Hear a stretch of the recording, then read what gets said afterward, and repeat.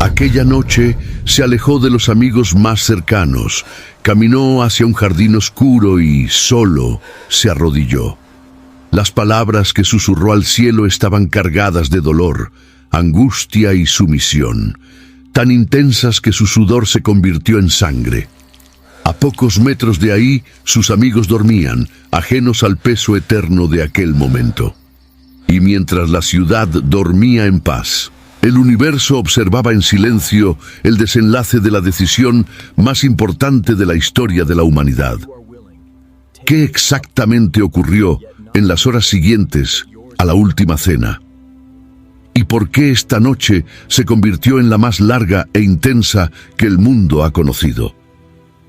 El salón donde la última cena fue celebrada aún cargaba en el aire el perfume del pan partido y del vino compartido. Sin embargo, el ambiente espiritual alrededor de Jesús y de los discípulos comenzaba a cambiar drásticamente.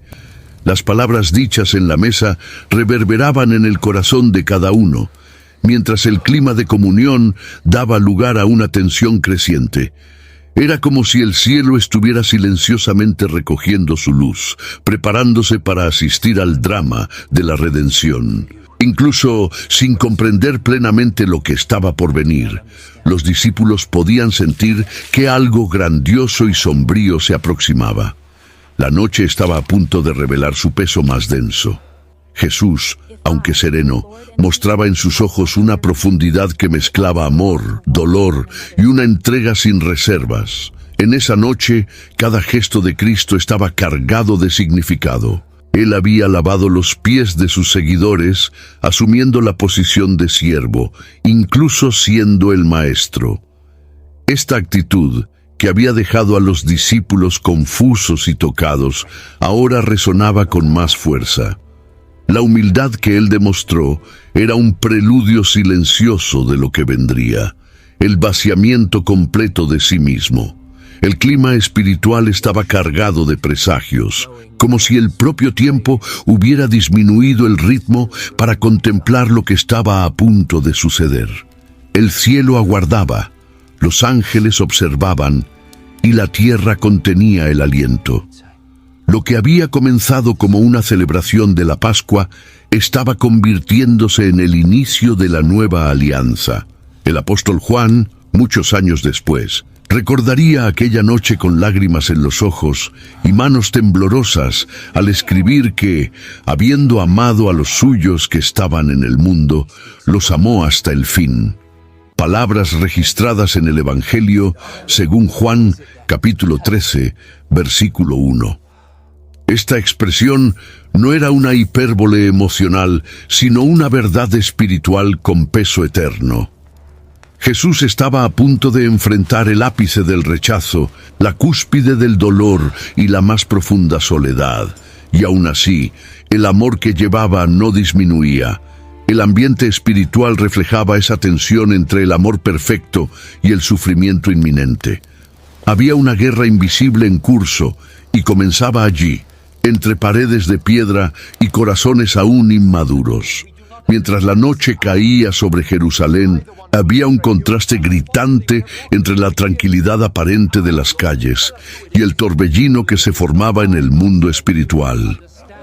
La ciudad dormía, ajena al hecho de que el Salvador del mundo caminaba hacia el clímax de su misión.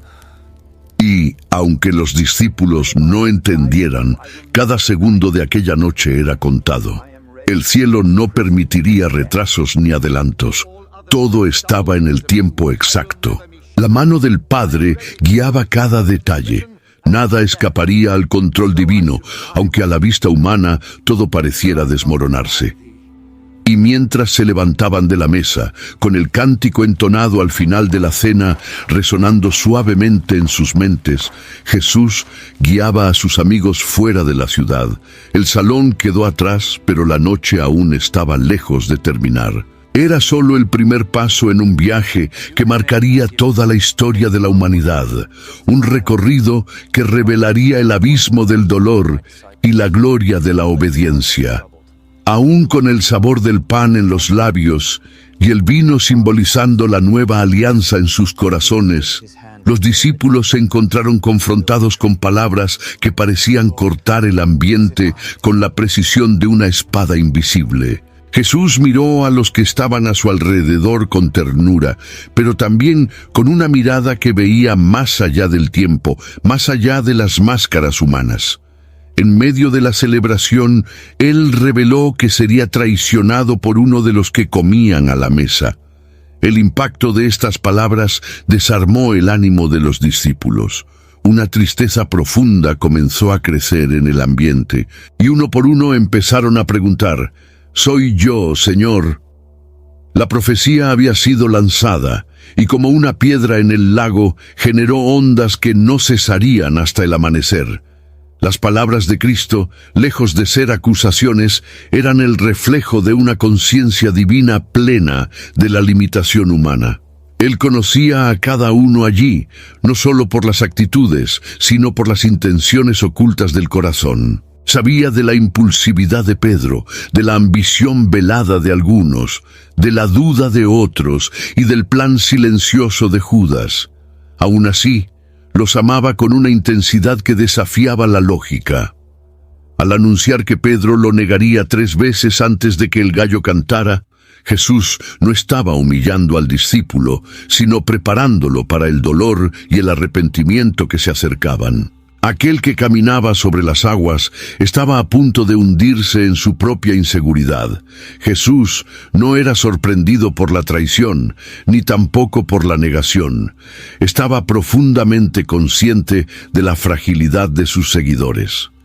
En Mateo, capítulo 26, versículo 31, él cita las Escrituras afirmando: «Heriré al pastor, y las ovejas del rebaño serán dispersadas». Esta referencia al profeta Zacarías revelaba que los acontecimientos de aquella noche estaban entrelazados con la historia de la redención desde tiempos antiguos.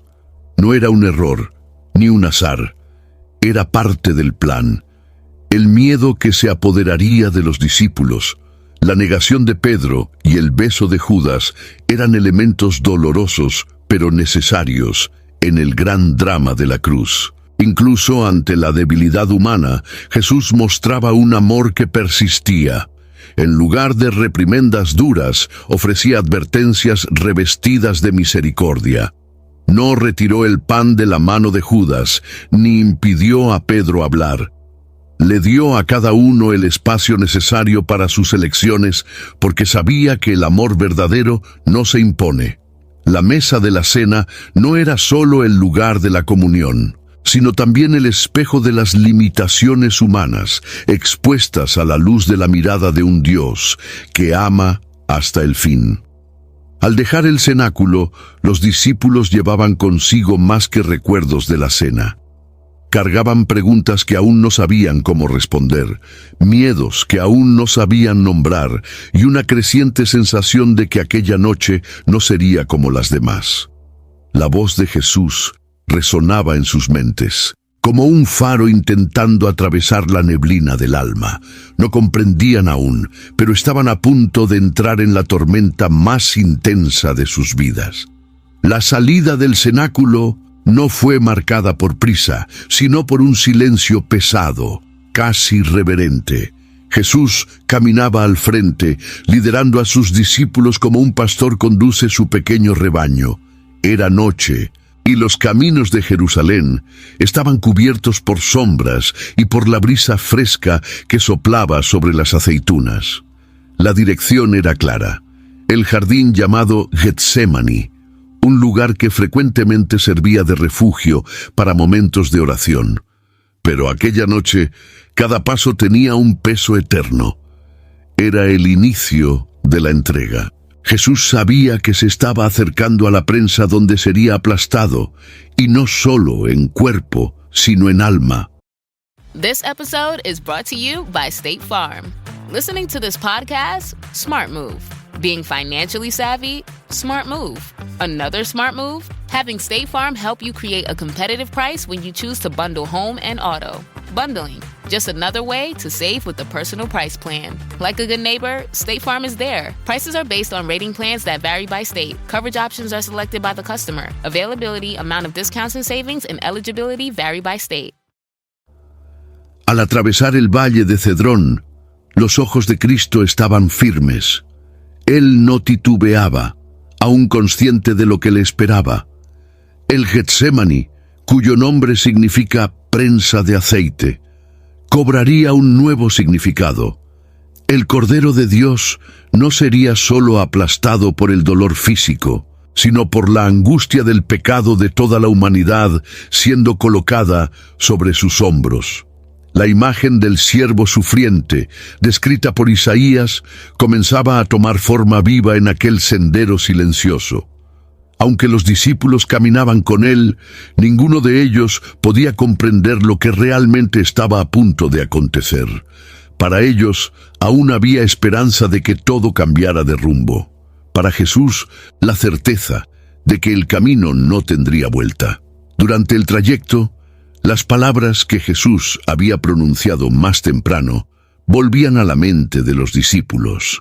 La promesa de que todos lo abandonarían parecía lejana, pero ya comenzaba a cumplirse en sus propios corazones, donde el valor empezaba a dar lugar a la confusión. Era el principio de la dispersión, pero también el cumplimiento exacto de las profecías. En Marcos capítulo 14, versículo 26, está registrado que, tras cantar un himno, salieron hacia el Monte de los Olivos. Este detalle, aparentemente simple, revela una profundidad espiritual poderosa. Jesús caminaba hacia el sufrimiento alabando. Él no fue arrastrado, fue por elección, con el alabanza aún en los labios. El Getsemaní se acercaba, y con él el peso del mundo. La oscuridad de la noche era el escenario ideal para la batalla que se libraría no con espadas, sino con lágrimas, sudor y clamor. Jesús, el Hijo Eterno, estaba a punto de dialogar con el Padre como nunca antes. El cielo estaría en silencio y los hombres dormirían, pero él enfrentaría el cáliz con obediencia inquebrantable. Era la hora del enfrentamiento entre la carne y el espíritu, entre el deseo humano de escapar y la decisión divina de cumplir. La llegada al jardín no trajo alivio, sino preparación. No era un lugar de descanso, sino de confrontación. Jesús sabía que la mayor parte de su sufrimiento no comenzaría con los azotes ni con la cruz, sino allí, en la soledad del Getsemaní, donde el clamor de su alma alcanzaría el trono del Padre en gotas de sangre. La caminata terminaba allí, pero la verdadera batalla estaba a punto de comenzar. En el corazón del Getsemaní, Jesús se separó de sus discípulos, llevando consigo solo a Pedro, Santiago y Juan.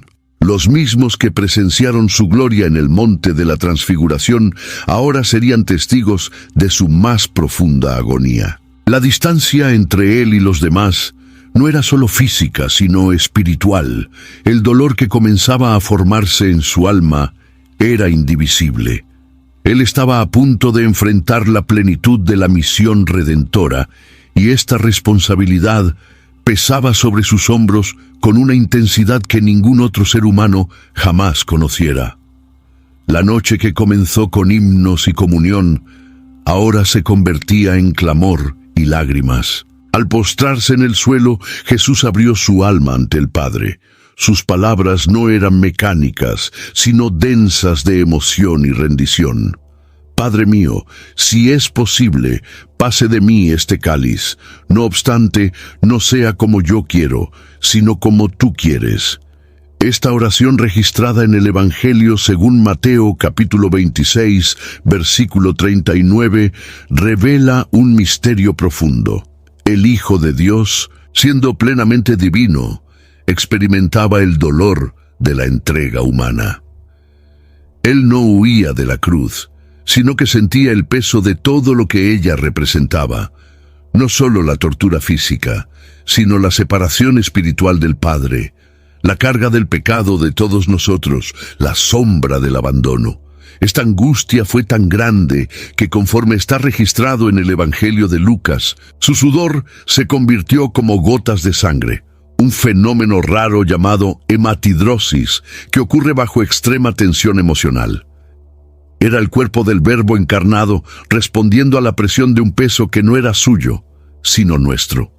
Y aún así, en medio del dolor, Jesús eligió obedecer. La lucha no era contra soldados romanos ni contra líderes religiosos. Era contra la propia voluntad humana, que en cualquier otro habría suplicado huida, pero él permaneció. Fue en el jardín que la cruz comenzó a ser cargada, no en los hombros, sino en el corazón. Los discípulos, invitados a velar con él, cedieron al cansancio y durmieron. No fue solo sueño físico, sino un símbolo de la limitación humana ante la intensidad de lo espiritual.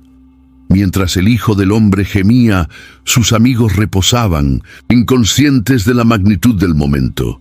Jesús los despertaba con tristeza, pero no con ira.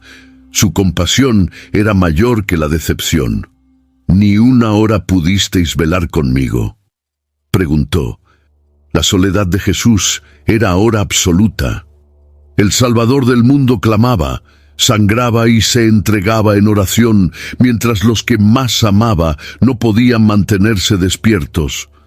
Al levantarse tras la tercera oración, Jesús ya no cargaba más el peso de la indecisión. Su rostro podía estar marcado por el sufrimiento, pero sus ojos brillaban con determinación. Él no solo aceptó el cáliz, él lo tomaría con firmeza. El momento de debilidad dio lugar a la fuerza que proviene de la sumisión total al Padre. La guerra invisible en el jardín había sido vencida, y el Cordero estaba listo. No más se esquivaría, pues ahora sabía que había llegado la hora. La oscuridad a su alrededor no lo asustaba más, pues dentro de él brillaba la luz de la obediencia. Mientras Jesús libraba la más intensa batalla espiritual de su vida, los discípulos, vencidos por el cansancio, sucumbían al sueño. A cada retorno de Jesús al lugar donde los dejara, él los encontraba durmiendo. Era un contraste doloroso, el Salvador derramando su alma en lágrimas, mientras los más próximos reposaban en inconsciencia. Lo que parecía solo debilidad física era, en verdad, reflejo de una batalla que los discípulos aún no estaban preparados para enfrentar. La carne, como el propio Cristo dijera, era débil, y en ese instante esa fragilidad se revelaba no con negaciones, sino con párpados pesados y corazones distraídos. Jesús, incluso decepcionado, no los abandonó.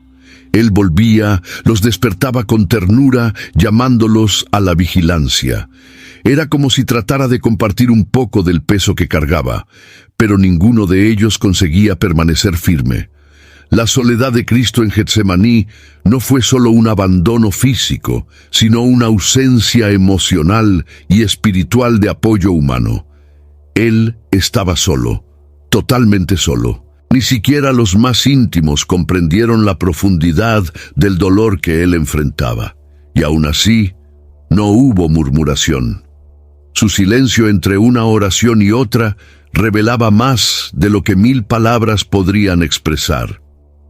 En este escenario de contraste, vemos la distancia entre la naturaleza divina y la humana. Jesús, aún en su humanidad, estaba en plena comunión con el Padre, mientras los discípulos luchaban por permanecer despiertos. La narrativa registrada en Marcos, capítulo 14, versículo 38, deja evidente la tensión entre el espíritu dispuesto y la carne debilitada. Cristo los invita a vigilar y orar, no como una orden pesada, sino como un llamado desesperado para que no fueran vencidos por la tentación. Él sabía que pronto el tumulto llegaría, y esos momentos de oración podrían ser el escudo de que tanto necesitarían. El silencio de los discípulos durmiendo contrasta con los gemidos de Cristo. Cada suspiro de Jesús era un eco del amor que lo impulsaba. El mundo dormía, y los cielos contemplaban con reverencia al Cordero siendo moldeado para el sacrificio. Es en este punto que la soledad de Jesús se transforma en símbolo. Él no solo sufrió por nosotros, sino que sufrió sin nosotros. El rescate de la humanidad no tuvo auxilio humano. Ningún brazo lo sustentó, ninguna palabra lo animó. Fue en el abandono que Él reveló la plenitud de su amor. Al despertar a los discípulos por última vez, Jesús ya no los reprendía. Había en su voz la firmeza de quien aceptó el precio de la misión. Levantaos, vamos. He aquí que ha llegado el que me traiciona. La oración había cesado, la decisión estaba tomada y la soledad fue transformada en fuerza. Él ahora se levantaba no como alguien vencido por la tristeza, sino como un rey que, aún sin corona, caminaba en dirección al trono de madera donde conquistaría la victoria eterna. Aún envuelto por la quietud del jardín, Jesús avistó a la distancia antorchas y espadas acercándose. La noche, antes marcada por el silencio de la oración, ahora era cortada por el sonido de pasos apresurados y voces murmurantes. La multitud enviada por los líderes religiosos llegaba liderada por una figura familiar, Judas Iscariote. El discípulo que alguna vez escuchó parábolas, presenció milagros y compartió la intimidad del Maestro. Ahora marchaba al frente como quien conduce un ejército contra un enemigo. El contraste entre la luz que Jesús cargaba y la oscuridad del corazón de Judas se tornaba más evidente a cada paso que daba rumbo al Hijo del Hombre. La traición vino de forma sutil y cobarde. Un beso. El gesto que en cualquier otro contexto simbolizaría afecto, en ese instante se convirtió en el sello de la entrega. Judas se aproximó y con una naturalidad casi repugnante saludó a Jesús con las palabras: «Salve, Maestro», seguido de un beso. Jesús no retrocedió. Miró a los ojos del traidor y respondió con una pregunta que cortaba el alma. AI is incredible. It can teach you how to fry an egg and even write a poem, pirate style. Yarr! But it knows nothing about your work. Slackbot is different. It doesn't just know the facts, it knows your schedule. It can turn a brainstorm into a brief, and it doesn't need to be taught. Because Slackbot isn't just another AI, it's AI that knows your work as well as you do. Visit slack.com/meet Slackbot to learn more. I had that dream again. My small business needs to hire, but I don't use LinkedIn and I hire wrong. So our orders get all backed up. We're drowning in paperwork, then actually drowning, careless fighting off sharks with a stapler, and pirates are pillaging the office copier, and then I wake up. Don't let hiring nightmares ruin your dreams. LinkedIn Jobs' new AI assistant goes beyond the resume, using unique insights to deliver a smarter shortlist. Post your job for free at linkedin.com/quality. Start hiring today with LinkedIn. It's football season, and you can now get almost anything you need for game day delivered with Uber Eats. What do we mean by almost? Well, you can't get a running back delivered, but you can get baby back ribs delivered. A strong defense? No. A strong deodorant? Yes. A six-pack of abs? Nope. Six-pack of beer? Yes. Get almost anything for game day delivered with Uber Eats, official on-demand food delivery partner of the NFL. Order now. Alcohol 21 plus and in select cities. Product availability varies by region. See app for details. Amigo, con un beso traicionas al Hijo del Hombre. Esta escena, registrada en el Evangelio según Lucas capítulo 22, versículo 48, revela la profundidad del dolor que no vino de los azotes o de la cruz, sino de la falsedad de un amigo. La multitud no titubeó. Poco después del beso, manos rudas agarraron a Jesús. Era como si el toque de Judas hubiera autorizado la violencia. Los discípulos, asustados, intentaron reaccionar, pero la acción rápida y el miedo que se esparció los paralizó. Judas había vendido a su maestro por 30 monedas de plata, precio de un esclavo, y ahora, frente a la luz del mundo, él elegía permanecer en las sombras. El beso, que debía ser expresión de amor, se convirtió en la cicatriz de la traición más conocida de la historia. Y el Cordero, sin resistencia, permitió ser llevado, no porque era débil, sino porque era obediente. La llegada de la multitud sellaba el inicio de la secuencia de humillaciones que Jesús enfrentaría. Allí comenzaba la vía dolorosa que culminaría en la cruz. Pero, paradójicamente, también era el inicio de nuestra redención. Cada detalle de esa noche apuntaba al cumplimiento exacto de las Escrituras. La traición de Judas no sorprendió a Jesús. Por el contrario, formaba parte del plan eterno. E incluso ante la crueldad de ese acto, él aún llamó a Judas amigo. No había rencor en su mirada, solo la tristeza de quien ama hasta el fin, aun sabiendo que no será amado de vuelta. La noche avanzaba, y con ella el dolor, la injusticia y la soledad. Pero en cada paso dado en esa prisión había propósito. Jesús no fue víctima del azar ni de las circunstancias. Él era el Cordero voluntario, entregándose en las manos de los hombres para cumplir la voluntad del Padre. El jardín, que fue escenario de la oración, ahora era escenario de prisión, y la oscuridad que lo rodeaba era solo un telón de fondo para la luz que jamás sería apagada.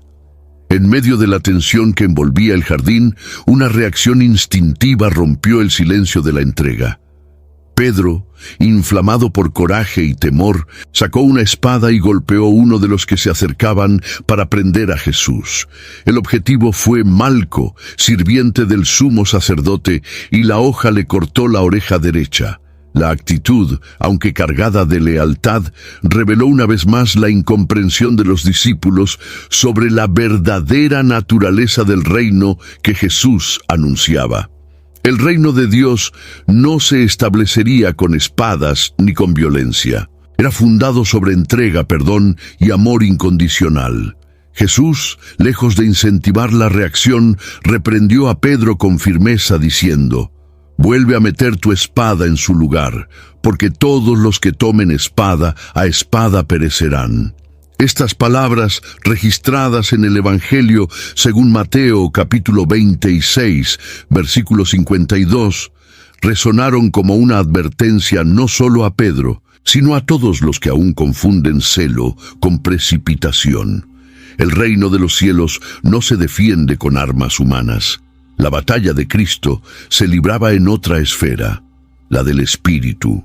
Pedro aún no comprendía que la cruz no era una tragedia a evitar, sino el trono desde donde Jesús reinaría sobre toda la creación.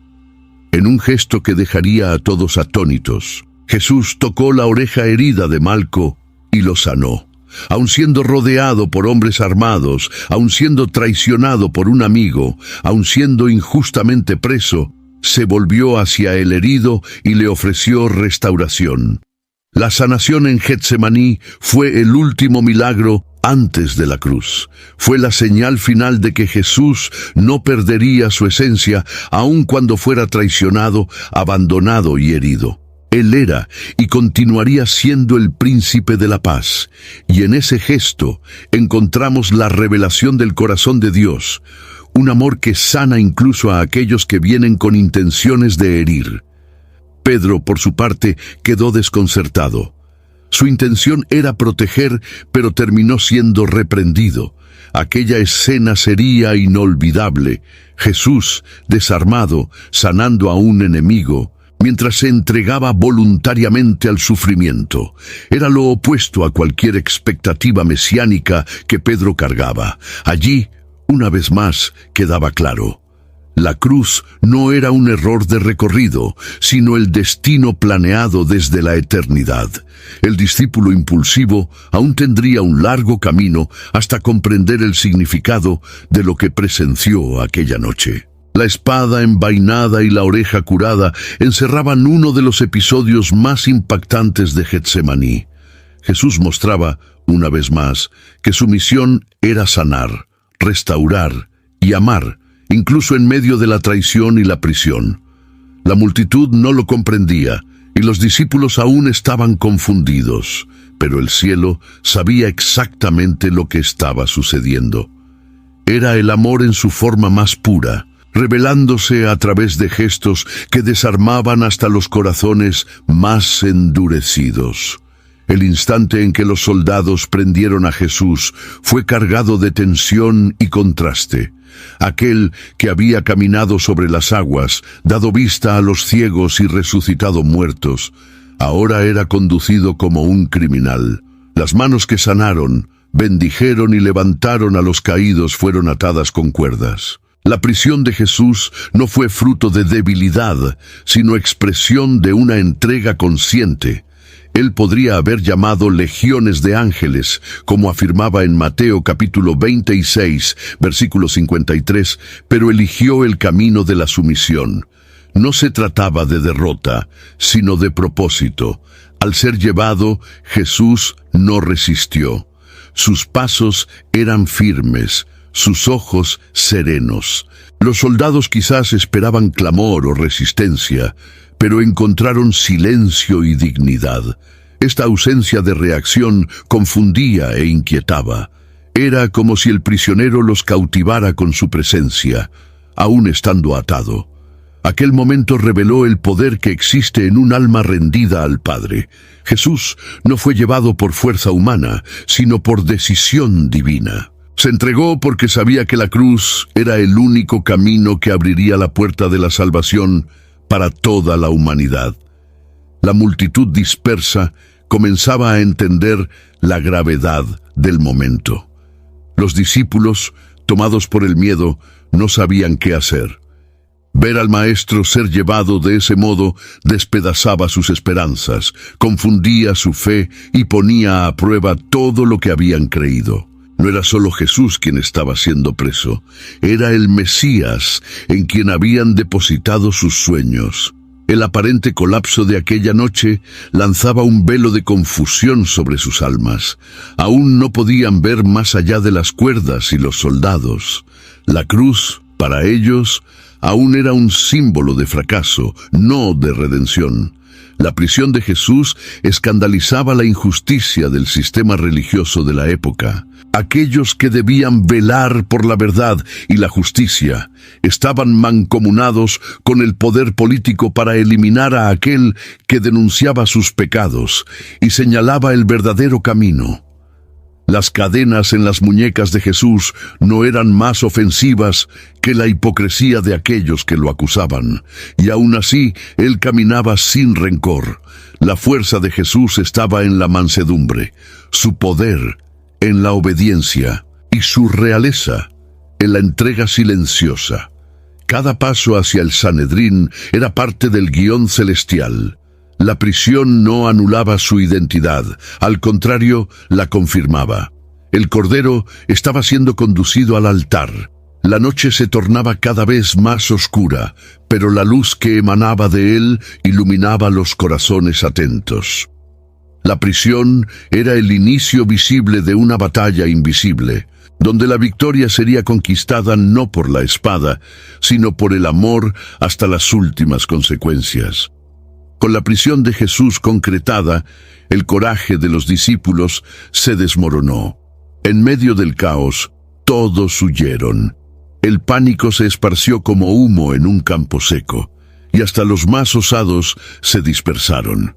No fue solo un abandono físico, sino un colapso de confianza, un desmantelamiento interno de todo aquello que habían construido a lo largo de los últimos años. Aquel que habían seguido con tanta esperanza ahora estaba preso, y el miedo se volvió mayor que la fe. El Evangelio según Marcos, capítulo 14, versículo 50, resume con precisión este momento. Entonces todos lo dejaron y huyeron. No era solo autopreservación, también había confusión espiritual. Los discípulos aún esperaban un Mesías que tomara el trono de David con poder político y militar. La prisión parecía incompatible con la idea de redención. Huyeron porque no entendieron.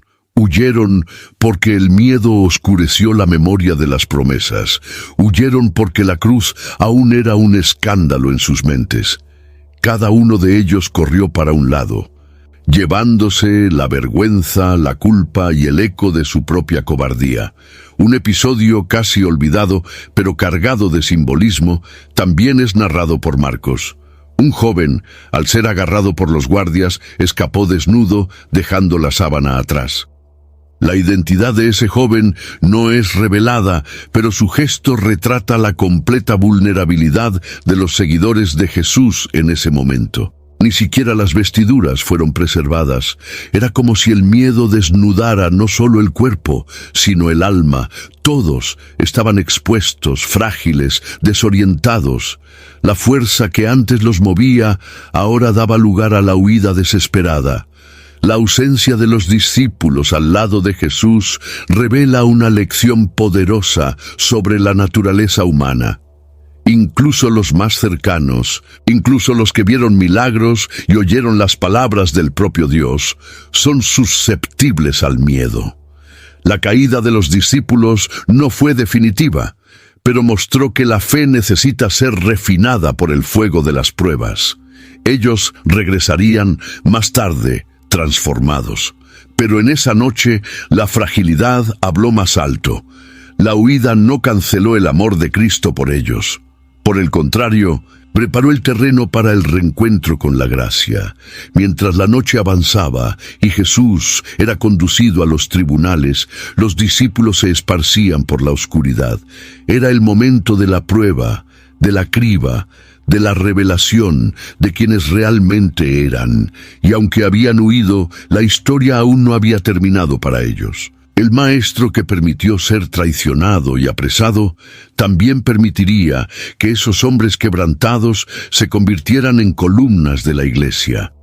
Pero por ahora estaban en las sombras, tratando de entender cómo el Mesías podía haber sido llevado como un cordero indefenso.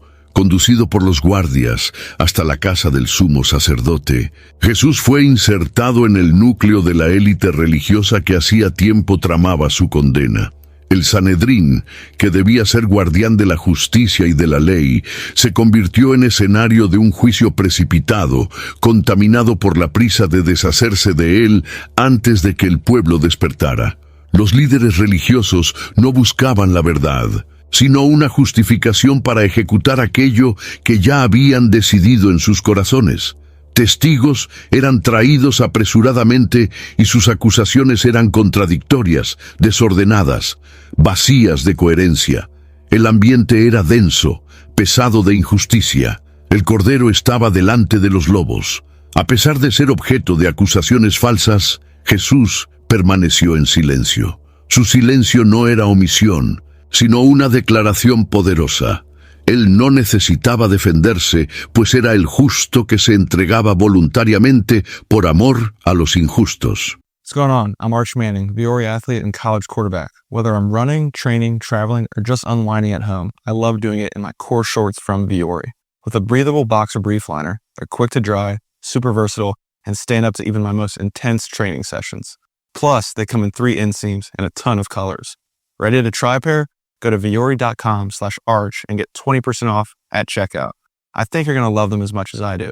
That's viore.com/ARCH and get 20% off your first order. Exclusions apply. Visit the website for full terms and conditions. Not only will you receive 20% off your first purchase, but enjoy free shipping on any U.S. orders over $75 and free returns. Have a great day. They always tell you there's a catch, a compromise, an asterisk. Terms apply. See store for details. May be less than advertised. May vary by mood. Probably. Sprite Zero Sugar? It's different. It's the lemon lime flavored refreshment you want with zero sugar. So, no fast voice? No caveats. Just refreshment. This is Sprite Zero Sugar. Obey your thirst. El Evangelio de Marcos, capítulo 14, versículo 61, registra ese silencio delante del sumo sacerdote. Era el cumplimiento de la profecía de Isaías, capítulo 53, donde el siervo del Señor sería como cordero mudo delante de los que lo esquilaban. Mientras los hombres hablaban palabras vacías, Jesús comunicaba con el silencio el peso de la verdad que lleva. Cuando finalmente fue interrogado directamente sobre su identidad, Jesús no dudó. A la pregunta si él era el Cristo, el Hijo del Dios bendito, respondió con claridad: «Yo soy, y veréis al Hijo del Hombre sentado a la derecha del poder y viniendo sobre las nubes del cielo». Fue el punto de ruptura. Las palabras que salieron de los labios del Maestro no solo confirmaban su identidad, sino que exponían la ceguera de aquellos que, incluso frente a la luz, elegían permanecer en la oscuridad. El sumo sacerdote, en furia teatral, rasgó sus vestiduras, acusándolo de blasfemia. El juicio estaba sellado, pero la injusticia se volvía aún más evidente. A partir de ahí comenzaron las agresiones físicas. Escupieron en el rostro de Jesús, cubrieron sus ojos, se burlaron, lo abofetearon y pidieron que profetizara quién lo había herido. El Hijo de Dios, creador de todas las cosas, estaba siendo humillado por sus propias criaturas. No había defensa, no había respuesta. Solo la firmeza silenciosa de quien sabía que eso formaba parte de un plan eterno. El juicio del Sanedrín no fue solo contra Jesús, sino contra la justicia, contra la verdad, contra la propia esencia de la fe que decían profesar. Y sin embargo, él permaneció. Mientras la madrugada avanzaba, Jesús era mantenido bajo custodia, esperando ser entregado a las autoridades romanas. Los líderes religiosos descansaban, satisfechos por creer que habían vencido. Pocos sabían que ese aparente triunfo era el presagio de la mayor derrota del imperio de las tinieblas. Ese silencio que tanto los incomodaba era, en verdad, el grito más alto de la historia. El Hijo del Altísimo no había sido vencido. Él se estaba entregando por amor. Mientras Jesús era juzgado dentro de la casa del sumo sacerdote, Pedro permanecía afuera, calentándose junto a los guardias en el patio. El frío de la noche contrastaba con el calor de las brasas, pero era dentro de Pedro donde ocurría una tormenta mayor. El valor que lo había llevado a seguir a Jesús de lejos estaba siendo puesto a prueba por algo más sutil: el miedo al reconocimiento. Cuando una criada lo vio y dijo que era uno de los seguidores del Galileo, Pedro negó. Era solo la primera grieta. Su voz temblaba, su corazón latía con fuerza. El discípulo que había dicho estar dispuesto a morir con Jesús, ahora dudaba frente a una sierva. La presión aumentaba. Otros también lo reconocieron, señalando su acento, su apariencia, su vínculo con el acusado. Pedro, acorralado, comenzó a jurar, a defenderse con desesperación, como si negar conocerlo fuera la única manera de preservar su propia vida. En pocos minutos, 3 veces declaró que no conocía a Jesús. 3 veces. La misma boca que había prometido lealtad ahora se llenaba de palabras de huida. Y entonces el gallo cantó. La madrugada fue interrumpida por aquel sonido simple, pero cargado de peso. La profecía se cumplía ante sus propios oídos. En ese preciso momento, como narra el Evangelio según Lucas capítulo 22, versículo 61, Jesús volvió su mirada y fijó a Pedro. No fue una mirada de reproche, sino de profunda tristeza y amor. Era como si dijera: «Yo sabía». Esa mirada atravesó a Pedro por dentro, revelando el dolor no solo de haber negado a su maestro, sino de haber negado a sí mismo. Él había fracasado, la máscara de valentía cayó y la vergüenza explotó en lágrimas.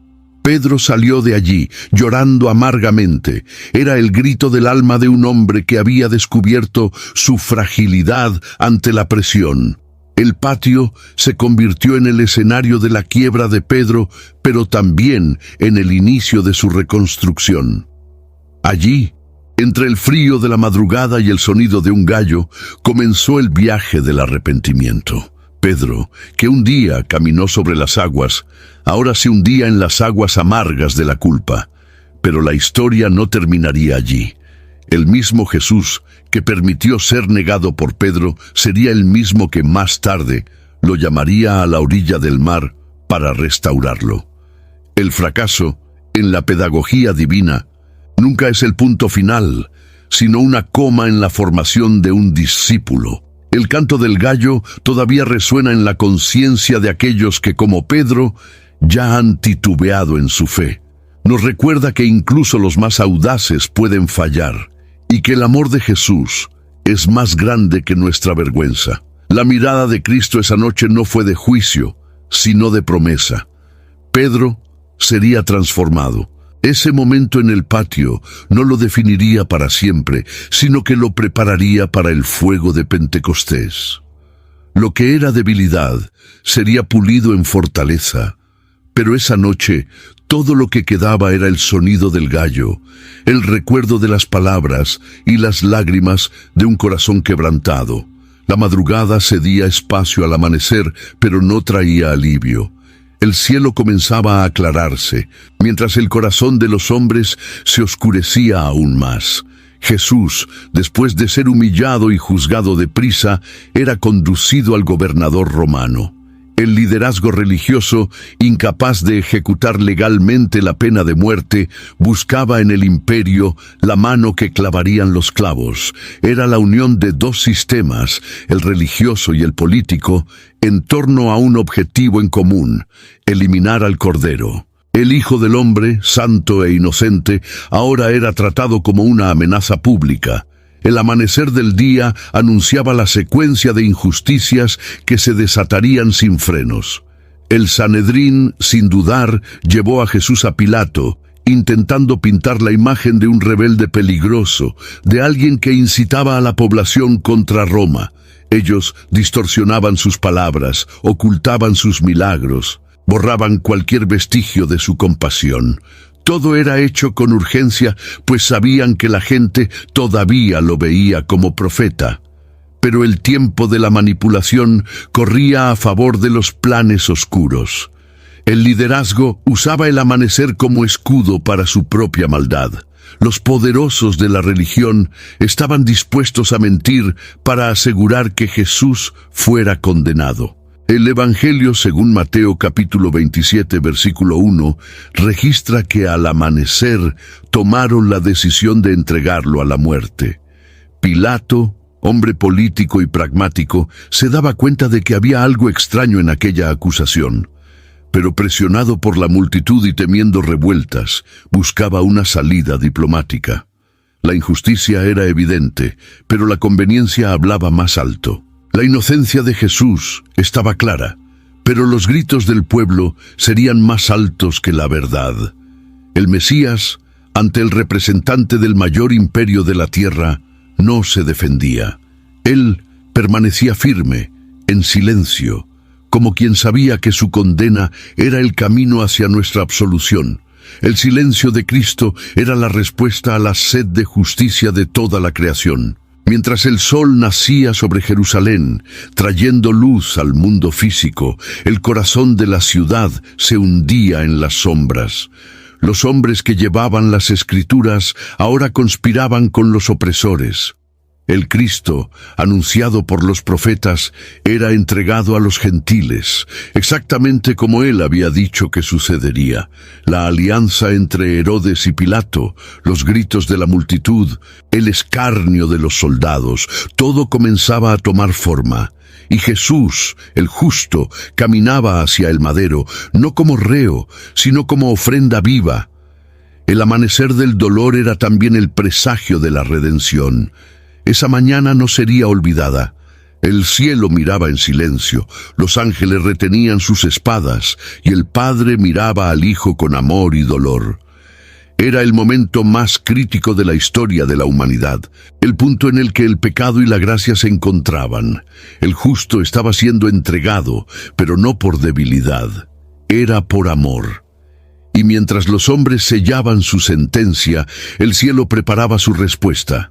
Una cruz, una muerte, y 3 días después, una resurrección que cambiaría el curso de la eternidad.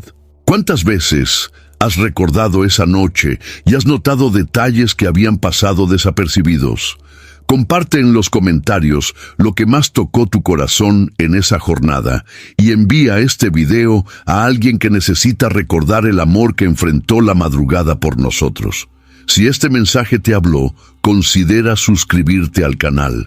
Aquí, cada historia bíblica se cuenta con reverencia, profundidad y alma. Well, the holidays have come and gone once again, but if you've forgotten to get that special someone in your life a gift, well, Mint Mobile is extending their holiday offer of half off unlimited wireless. So here's the idea. You get it now, you call it an early present for next year. What do you have to lose?